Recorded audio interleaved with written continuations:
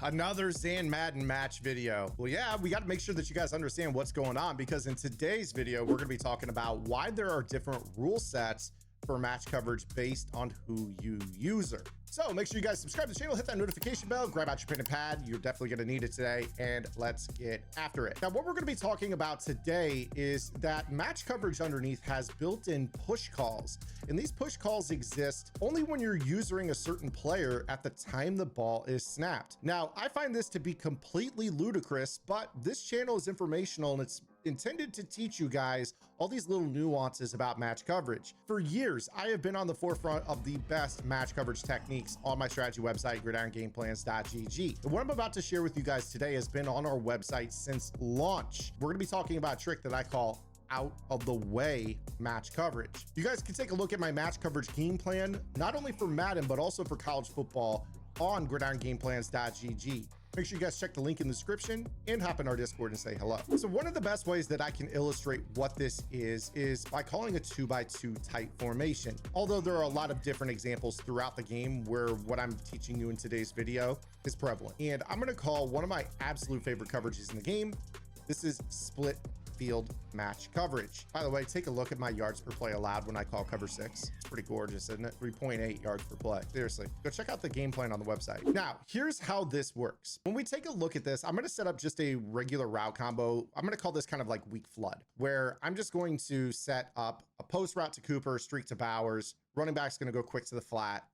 And I'm going to show you guys the play art on defense. Now, cover 6 is essentially a cover 4 match coverage to the passing strength, and it's a cover 2 matching coverage to the passing weakness. Now, I know what you're saying. Well, Zan, there's more players to the right side of the field. Why is that the weak side of the formation? Well, in this particular case, that's because the left side of the quarterback has 2 receivers, whereas the right side of the quarterback has 1 receiver, and then it has 1 tight end and a running back. So passing strength in Madden is dictated by number of receivers rather than number of bodies. Now, in this particular instance, this split field match coverage has what is called a 3 receiver hook in it. The best way that I can explain what a 3 receiver hook does is that it participates in the side of the coverage that has more receivers.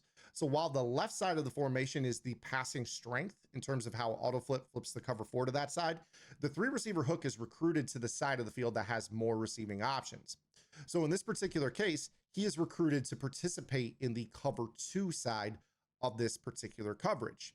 Now, if our formation offensively was different, let's say, for instance, I was in this formation instead, now the left side of the formation has more players, and our 3 receiver hook would be recruited to participate in the cover 4 side of the coverage. So this is some very generic, basic level intel on how a 3 receiver hook participates in a split field match coverage. Now, what I'm going to do here is I'm going to show you guys what occurs when we user most people's favorite user candidate, which is in fact that 3 receiver hook. And you're going to see that in this particular situation, most players would think 3 receiver hook. I'm going to open to the 3 receiver side of the formation, which is the right, and I'm going to look for what is called a new number 3. The best way that I can explain how this works is basically if you were to have a route that was a drag maybe underneath. Let's say for whatever reason we ran a route combo that looked like this, where we have Cooper underneath. This drag to Cooper makes him the new number 3. If you don't know what numbering system means, when we take a look at an offensive formation, you number outside to inside, Cooper being 1, Bowers being 2, Jahmyr Gibbs being 3. But 1, 2, and 3 pre-snap does not always mean 1, 2, and 3 post-snap. So in this particular case, if Cooper crosses underneath and Gibbs goes out to the flat, you're going to see that Bowers staying straight up the field. You're going to see Cooper becomes the new number 3 post-snap. So a lot of players are kind of pre-trained. 3 receiver hook, look for the shallow cross. You're going to see here that the game does not code that way at all. In fact, the way that the game, if you're going to use the 3 receiver hook operates, is that it wants you to play number 3 the entire way. So the pre-snap number 3 is the guy that you have to guard the entire time. In other words, utilizing a cover 6 coverage where you're a 3 receiver hook is a terrible idea in this particular instance, because it basically out leverages you in a terrible way. You're sitting here thinking, I'm looking for the new number 3. This drag underneath is mine. And boom, you have a wide open guy in the flat here. Really obnoxious.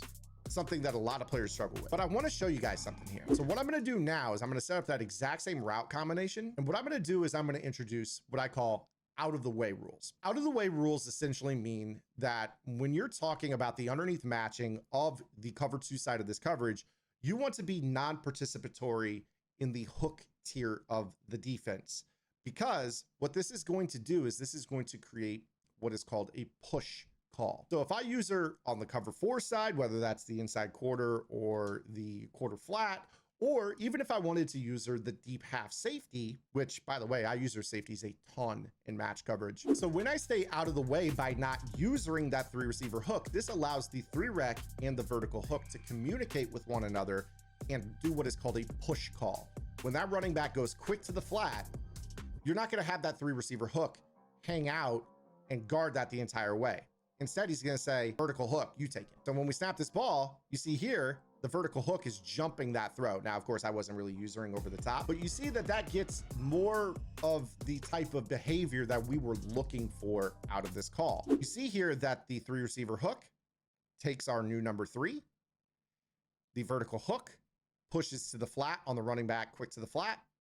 And our soft squat finds a new vertical route to match. Now, again, I was not really using up top. My responsibility would be to stack number 89 going vertical. But you see that the running back quick to the right flat is handled by the vertical hook, and the quick underneath new number 3 is handled by the 3 rec hook. In other words, what we thought the 3 rec hook should do happens when you're not using it. This is one of my biggest beefs with match coverage in the game, is that EA has these hidden rules in the game because they just assume that people pick plays and that they don't understand the rules. Basically, when you're playing a 3 rec hook, they code the game where you just have to guard the 3 the entire way, which makes no sense at all. But it's great to have this intel here in this play. Now, this is where I'm going to give you guys a really, really advanced tip here. These rules only apply for the millisecond the ball is snapped. So as long as you're not on that 3 receiver hook at the time the ball is snapped, you can actually activate these rules to kick in and user the 3 rec hook by switch sticking down to him. So watch this. So in this particular case, I'm going to user up here because this makes switch sticking down to this guy really, really simple. I'm going to run the exact same call here.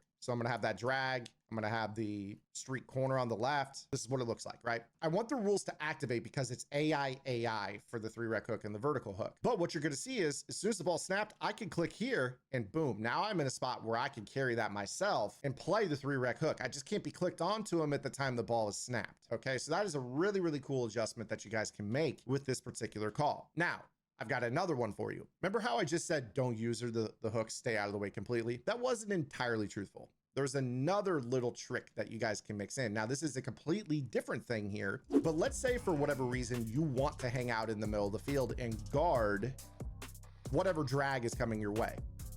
If you want to, in this particular rule set specifically, you can actually say, I'm going to use the vertical hook, which makes it so the 3 rec is going to guard the running back no matter what, period, okay?